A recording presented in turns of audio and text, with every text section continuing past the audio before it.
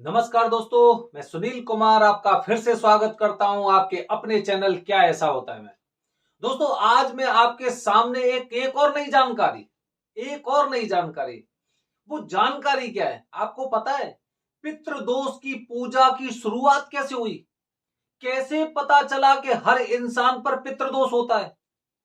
भाई, शुरुआत से तो ये बातें किसी को पता नहीं होंगी ना कि लोगों पे तीन तरह के दोष होते हैं या तीन तरह के ऋण होते हैं। पितृ ऋण, देव ऋण और ऋषि ऋण। पहले क्या पता थी किसी को? ये शास्त्रों में थी। ये शास्त्रों में थी। अगर हम शास्त्रों की बात करते हो, शास्त्रों में ये बातें थी कि हर व्यक्ति के ऊपर तीन तरह के ऋण होते हैं। लेकिन इंसान इंसान इतना अंधा, इतना मतवाला है कि जैसे जन्म लेता है तो पहले तो एकदम क्राउलिंग करता है। क्राउलिंग मतलब ऐसे बच्चे घुटने से चलते हैं ना, और जैसे ही वो एक बार चलने लग जाता है फिर वो पीछे मुड़ के नहीं देखता। धीरे धीरे करके वो उस स्थिति पे पहुंचने लगता है कि वो ना ये सारी चीजें भूल जाता है कि धर्म क्या होता है, सनातन धर्म क्या होता है और हमें क्या कार्य करने चाहिए, संस्कार क्या होते हैं। लेकिन जैसे उसकी उम्र 35 साल को क्रॉस करती है, जैसे ही उसके बच्चे होते हैं, तब वो धीरे धीरे करके उन सब चीजों के बारे में सोचता है, उनको महसूस करता है। तो दोस्तों, आज मैं वीडियो के माध्यम से आपको बताने जा रहा हूं अद्भुत रहस्य पितृदोष की पूजा का। आखिर पितृदोष की पूजा क्यों शुरू हुई, वजह क्या थी, लोग कैसे समझ पाए कि भाई लोगों पे पितृ ऋण होता है और उसको हमें चुकाना भी चाहिए। जानते हैं आप, बताने जा रहा हूं, सुनिए।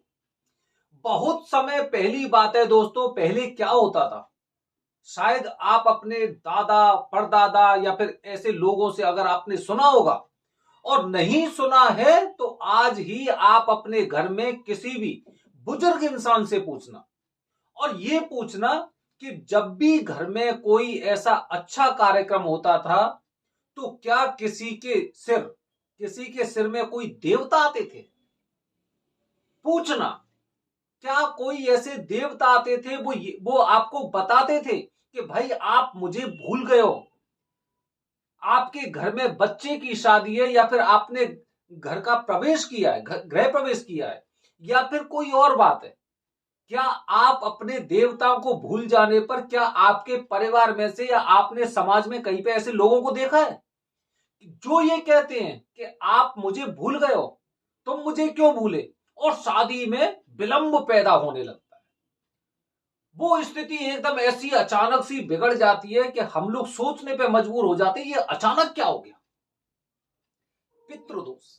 अब आप एक बात बताइए, जो लोग, जो हमारे पूर्वज हैं, वो पूर्वज जब पहले से पितृलोक में पहुंच गए हैं, तो आखिरकार ऐसे ये कौन से देवता हैं जो हमसे कह रहे हैं कि भाई हमें आपने बुलाया नहीं, हमें आपने पूछा नहीं? कब नहीं पूछा? क्या आपको जानकारी है कब नहीं पूछा? ये शादी पे ही क्यों बताने आए? क्या हो सकता है उससे पहले भी इनके दिमाग में कुछ ऐसी चीजें होंगी कि ये बार बार सोच रहे होंगे, हो सकता है ये मेरे बारे में भूल गए हों, हो सकता है हमारे बारे में भूल गए हों, हो सकता है हमें अब याद करेंगे, हो सकता है हमें मुक्ति अब दिलाएंगे। कुछ तो चीजें होंगी, उसी समय क्यों आए पितृदोष? जब वो पितृलोक में बैठे हुए हैं तो आखिरकार ये कौन से पितर हैं जो इस समय अपने लिए कुछ ना कुछ ऐसी चीजें मांग रहे हैं, या फिर आपको हो सकता है कुछ ऐसी चीजें बताते होंगे कि भाई आपने अपने भाई को नहीं बुलाया, आपने अपनी बहन को नहीं बुलाया, उसे क्यों नहीं बुलाया, आप सब लोग एक साथ रहिए, क्यों? हो सकता है उसमें से एक वजह ये हो कि ये जब सब चारों लोग एक साथ मिल जाएंगे या संयुक्त हो जाएंगे तो कम से कम हमारे बारे में भी सोचेंगे, कम से कम ये हमें ये दोष तो ना देंगे कि मेरे पास ही ये क्यों आए। समझ रहे हैं दोस्तों? पितृदोष मतलब कुल मिला के बात यह है कि शास्त्रों में कहा गया कथन वो पूर्णतः सत्य है। वो कथन पूर्णतः सत्य है कि लोगों पर पितृ ऋण होता है। हम शादियों में जाते हैं, हम जाने कहां कहां जाते हैं, और कहीं ना कहीं हमें कोई ना कोई एक इंसान ऐसा मिल जाता है कि शादी में उसकी वजह से ऐसी अड़चन सी हो जाती है, कुछ ऐसी वारदात हो जाएगी किसी के शादी से पहले कुछ ऐसी घटनाएं हो जाती हैं, दुर्घटनाएं हो जाती हैं, शादी वाले दिन घटनाएं हो जाती हैं। क्यों? पितृदोष। आप अपने वंश को आगे बढ़ाने के लिए, शादी करने के लिए पूरी तरह से तैयार हैं, सारे कार्यक्रम हो चुके हैं, पूरी एकदम विधिवत तरीके से सारे कार्य चल रहे हैं, लेकिन आप उन्हें भूल गए, उन्हें भूल गए आप। तो दोस्तों, वो कहीं ना कहीं आपको वो चीजें याद दिलाते हैं। तो पितृदोष की पूजा इन्हीं चीजों को एक लिंक करके, कनेक्ट करके इसकी पूजा की शुरुआत हुई थी।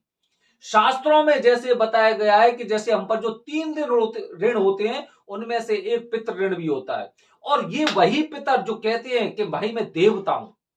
आज गांव में, हिंदुस्तान के काफी गांव में जब आप जाएंगे तो आपको ये ऐसी कहानी मिल जाएंगी कि साहब वो फलाना वाला घर है, उसके घर में ना उसे देवता आते हैं, उसके पिताजी ऐसे उन्हें देवता आते हैं, उसके चाचा जी ऐसे उन्हें देवता आते हैं। ये सारी चीजों को कनेक्ट करने के पश्चात जब इस चीज के बारे में जानकारी मिली कि कुछ ऐसे देवता भी हैं जिनको मुक्ति नहीं मिली है, जिनको मुक्ति नहीं मिली, तो अब इनको मुक्ति कैसे मिलेगी? पितृदोष की पूजा के पश्चात। पितृदोष की पूजा के पश्चात। दूसरी वजह बता रहा हूं दोस्तों, दूसरी वजह बता रहा हूं। घर परिवार में अगर आप गांव से संबंध रखते हैं तो, अगर रखते हैं तो अच्छी बात है, अगर नहीं रखते तो उन लोगों से पूछिए। घर परिवार में जहां पे भी अगर रात में, दिन में या कहीं पे भी अगर सांप दिखाई देता था ना, तो लोग बोलते थे देवता है। सपने में अगर दिखाई दे रहे हैं तो देवता है। समझ रहे हैं? ऐसी बात है दोस्तों। ऐसे ही जब हम कुछ ऐसे कार्य करते हैं, या फिर जैसे कि कभी हमने कुछ जैसे सांप को मार दिया, ठीक है, या फिर उसके साथ हमने गलत व्यवहार किया, या फिर उसे मरते हुए देखा, तो मतलब हम किसे देख रहे हैं? इनडायरेक्टली किसे देख रहे हैं? अपने देवता को। हम अपने खुद के देवता को किसी के हाथों से मरता हुआ देख रहे हैं। क्या लगा? पितृदोष। ये पितृदोष होता है कि आप खुद सोचिए, आपके सामने अगर आपके पिताजी से कोई इंसान अगर बदतमीजी से बात करेगा, आप बर्दाश्त करेंगे? नहीं करेंगे।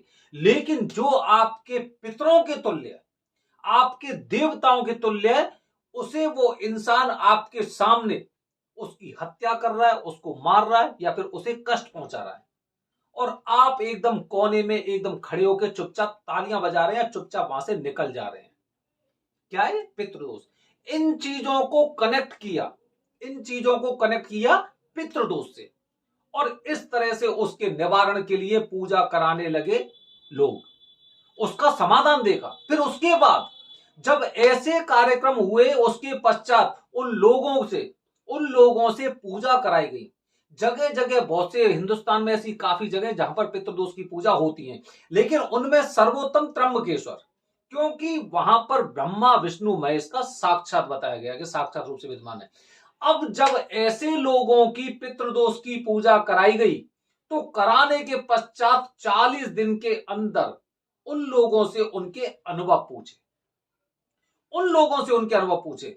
तो उनके जो अनुभव थे वो बड़े ही चौंकाने वाले थे।